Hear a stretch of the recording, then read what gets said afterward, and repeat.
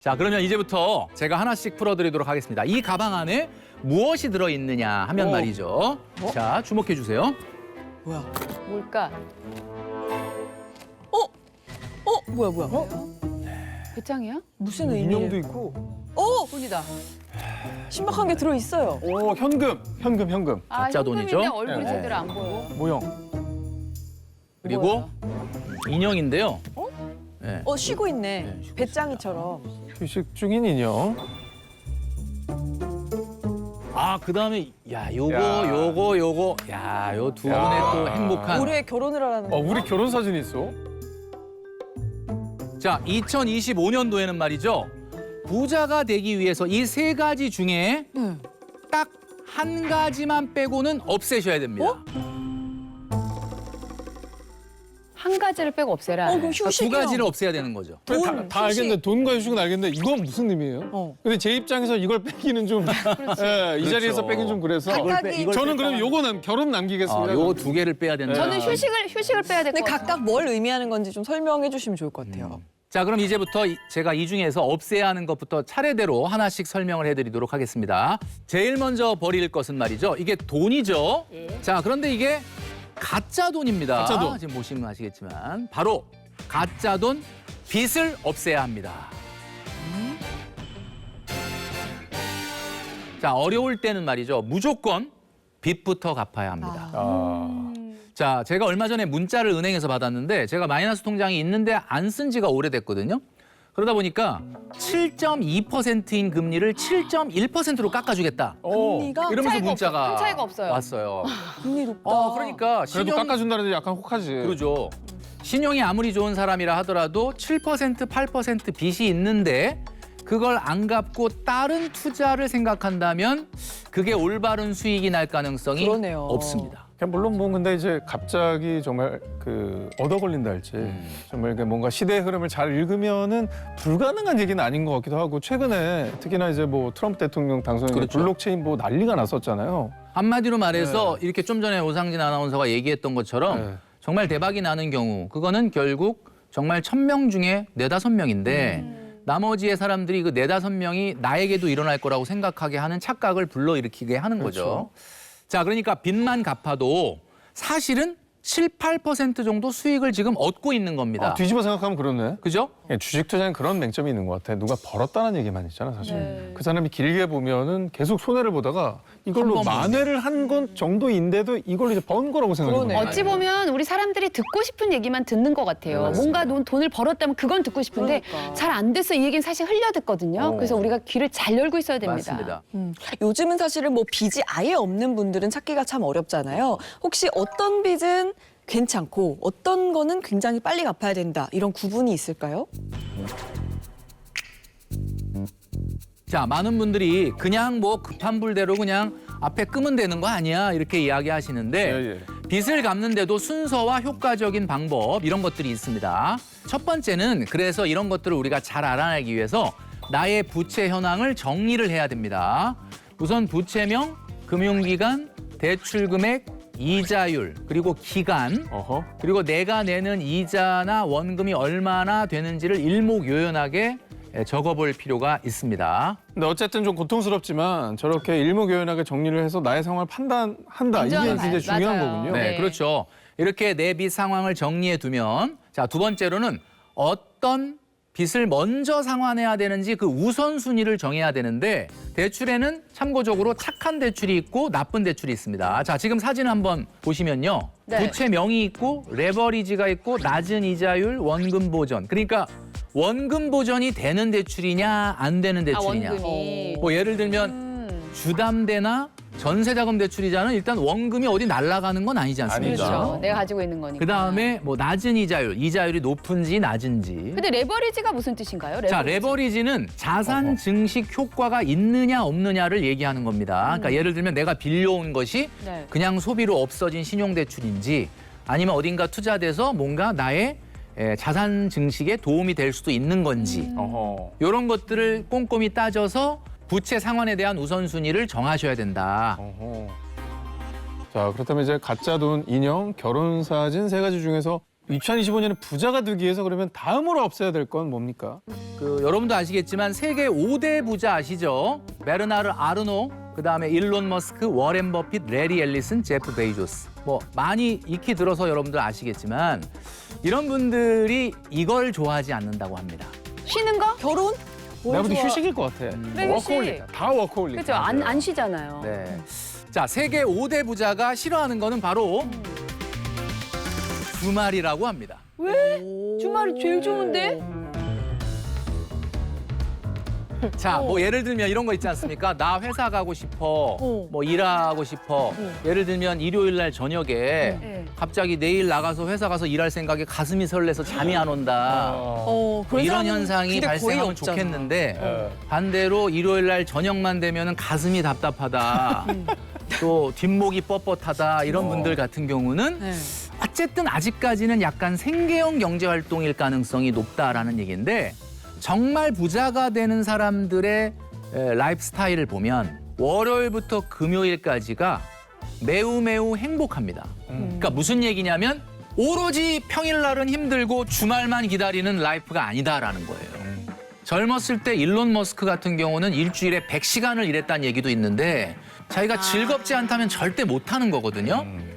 야, 근데 회사에서 이제 즐거운 일을 만들라는 말씀이신 것 같은데 보시면서 이제 시청자분들이 많이 화가 나실 것 같습니다. 이게 그럼요. 직장에서 어떻게 즐거운 쉽지 않습니다. 지금 엄청 즐거우시죠, 이제? 네. 굉장히 지금 나는 일터에서 육아를 하니까 힘드니까 난 나오면 그나마 즐겁긴 한데 육아보단 일터야. 육아보단 일터지. 그렇게 생각하면 또 우린 관점이 그러네. 달라요. 그러네. 예. 여기 계신 우리 MC분들 같은 경우는 2024년도에 내가 내 소득과 내 수준에 맞지 않는 좀 과소비를 했다라고 하는 것을 한번 좀 실토를 해보신다면 과소비. 작년에 어떤 과소비들을 했었는지 하나씩 실토를 좀. 꼭 해야 되나요, 여기서? 실토라는 말이 좀 그러면 자백. 네, 일단 저희 집의 과소비 담당자가 말을 하는 게 좋을 것 같아요. 그래요? 한 5개월 정도 고민했던 것 같아요. 네, 5개월 뭘 정도 하셨나요? 이제 눈여겨보던 그 신발이 있었는데 신발? 네. 아, 진짜? 가격이 계속 오르는 거야. 그래서 이게 너무 올라가니까 여기서는 내가 그래도 잡아야 되겠다. 왜냐? 왜 잡아요, 그걸? 내가 사면 아까 레버리지 효과라고. 근데 그거를 팔아서 돈이 됐어요? 혼나네. 집에 지금 창고에 먼지만 쌓여 있고? 지금 김소영 씨 따끔하게 혼나는 거 좀 잘 걸면 들으세요. 다행이지. 그 뒤로 약간 그 찬바람이 불면서 자, 부자가 되기 위해서 이것 공식을 잘 지켜야 합니다. 네. 자, 마지막 하나 남은 지금 결혼 사진이 나올 것 같은데 설마 가족을 잘 지켜라 뭐 이런 말씀이신가요? 가족을 잘 지켜야 된다는 건 너무나 당연한 이야기고요. 네네. 자, 더 정확히는 행복을 잘 지키라고 말씀드리고 싶습니다. 오. 행복 공식은 바로 원하는 것뿐에 가진 것입니다. 그거 맞다. 원하는 것뿐에 가진 것. 그러니까 행복해지려면 어떻게 해야 되느냐 하면 분자값인 가진 것은 어떻게 돼야 되죠? 지금 현재 늘어나야 되는 거예요. 네네. 커져야 되는 거예요. 그러면 분모값인 원하는 건 어떻게 돼야 됩니까? 줄어야죠. 근데 사실은 줄기는 좀 어렵기 때문에 네. 준다는 표현보다는 너무 불필요하게 빨리 안 커지도록 관리를 해야 되는데 기대치가 높아지게 되면 결국은 아무리 가진 게 많아지더라도 우리는 생각보다 행복해지지 않을 수가 있습니다.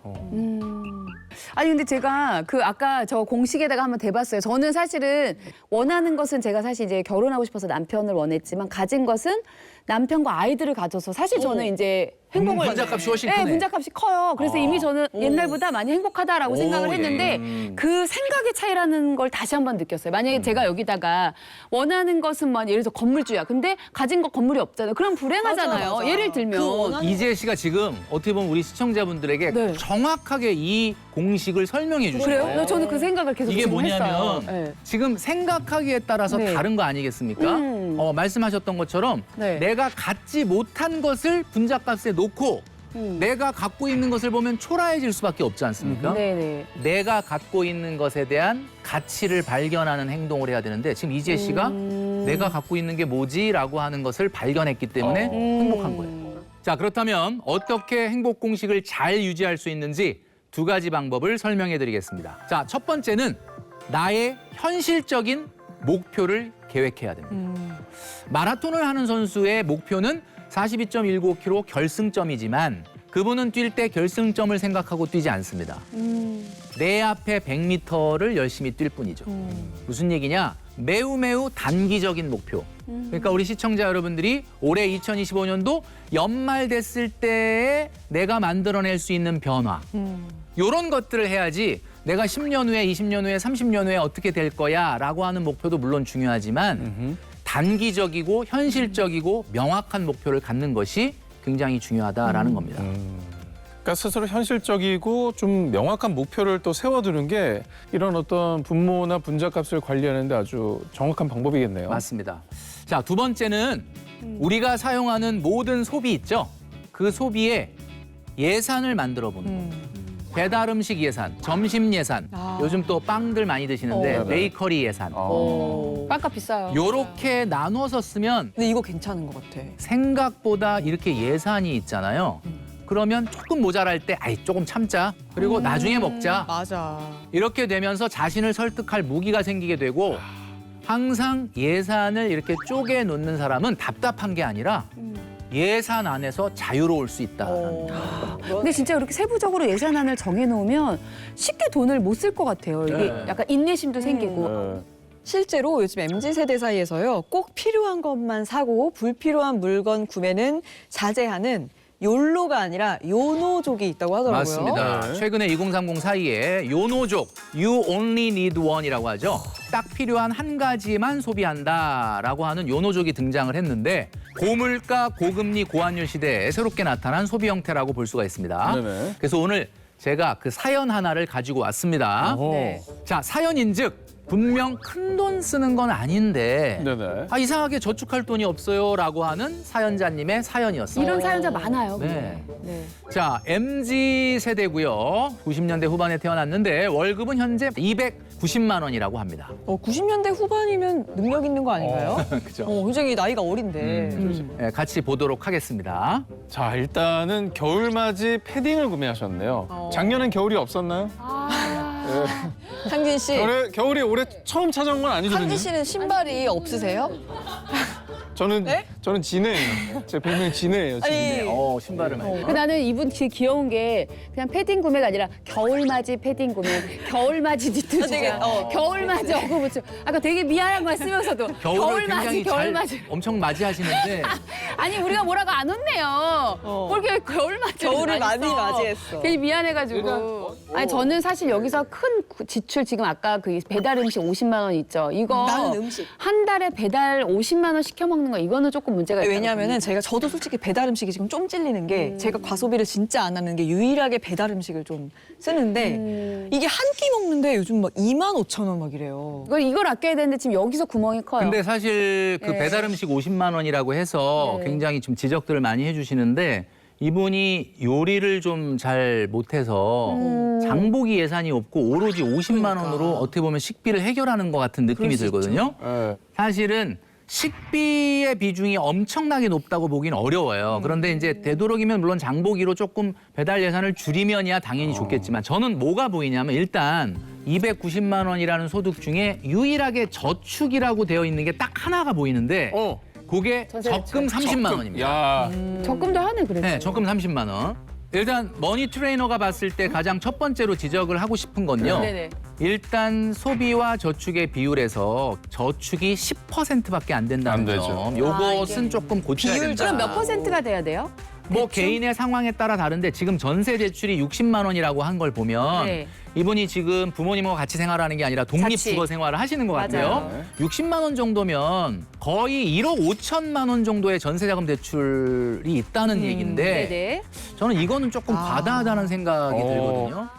소비는 두 가지 종류가 있습니다. 예를 들면 필수재를 구입하는 거와 사치재를 구입하는 건데 필수재가 아니면 다 사치재예요. 그러니까 예를 들면 교통비, 식비, 주거비. 뭐좀 관리비 같은 예, 거. 이런 것들만 빼고 보니까 비중이 얼마냐? 네. 지금 50%가 넘습니다. 거봐.